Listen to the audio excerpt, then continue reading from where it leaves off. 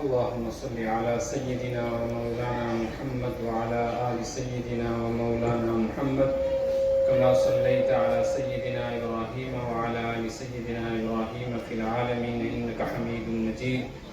اللهم بارك على سيدنا ومولانا محمد وعلى آل سيدنا ومولانا محمد كما باركت على سيدنا إبراهيم وعلى آل سيدنا إبراهيم في العالمين إنك حميد مجيد. اللهم سلم على سيدنا ومولانا محمد وعلى آل سيدنا ومولانا محمد كما سلمت على سيدنا إبراهيم وعلى آل سيدنا إبراهيم في العالمين إنك حميد مجيد. آپ حضرات سے گزارش ہے کہ دینی اجتماع میں بیٹھنے کا اور دنیوی مجلسوں میں بیٹھنے کا الگ الگ طریقہ ہے. جیسے یہ مجمع بیٹھا ہوا ہے یہ دینی محفلوں کا طریقہ نہیں کہ آپ حضرات سمٹ کر قریب آ جائیں. ہمت کریں کوئی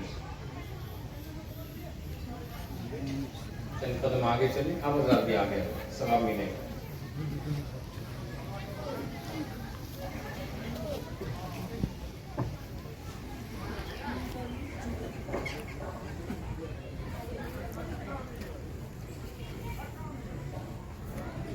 دین کی بات سننے کا اور سنانے کا مقصد ہدایت ہے اور ہدایت بغیر ادب کے نہیں حاصل ہوتی.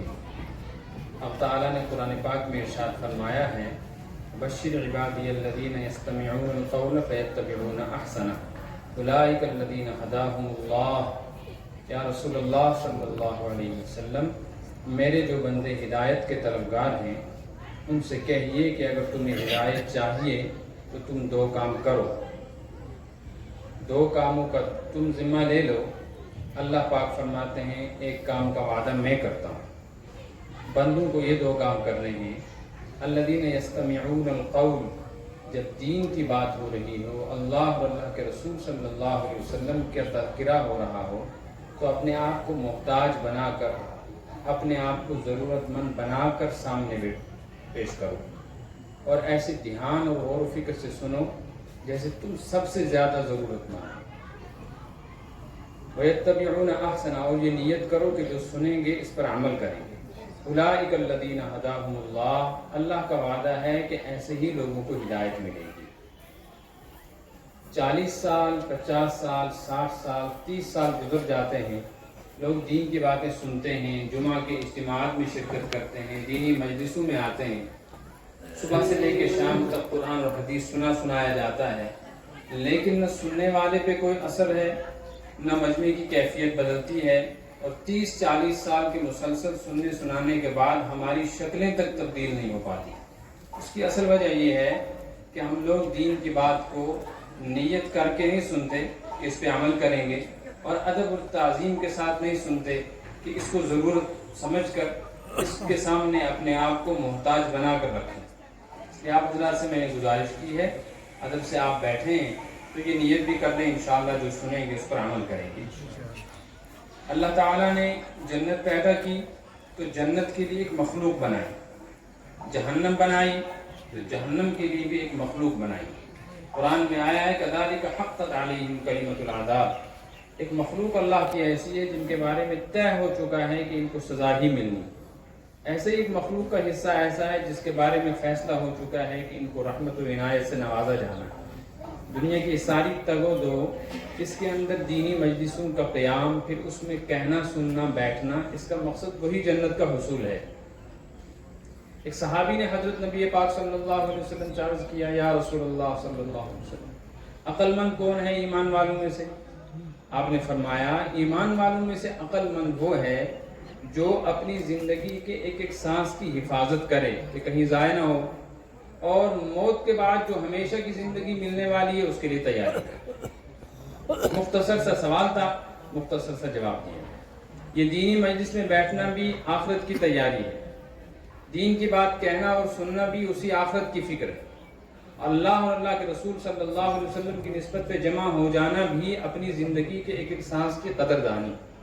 اللہ تعالیٰ نے اپنی دین کا معاملہ ایسا رکھا ہے کہ محنت تھوڑی ہے اجر اور نتیجہ بہت بڑا ہے.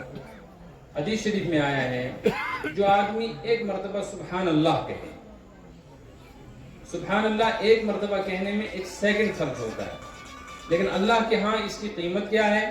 زمین و آسمان کے درمیان کا خالی حصہ نیکیوں سے بھر جاتا ہے۔ ایک حدیث میں ہے جو آدمی ایک مرتبہ سبحان اللہ و بحمدہ کہے تو اس کی برکت سے جنت میں ایک درخت لگتا ہے۔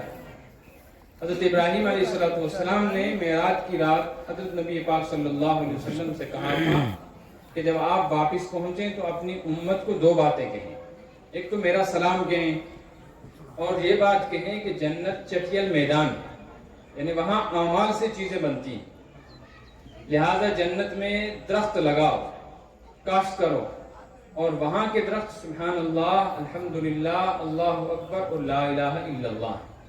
ان 4 کلموں کو حدیث شریف میں کہا گیا ہے کہ قرآن پاک کی تلاوت کے بعد روئے زمین پہ سب سے زیادہ پسندیدہ ذکر اللہ کے نزدیک یہی سبحان اللہ، الحمدللہ، لا الہ الا اللہ، اللہ اکبر۔ تو اس کا ایک کلمہ ہے سبحان اللہ و بحمدہ۔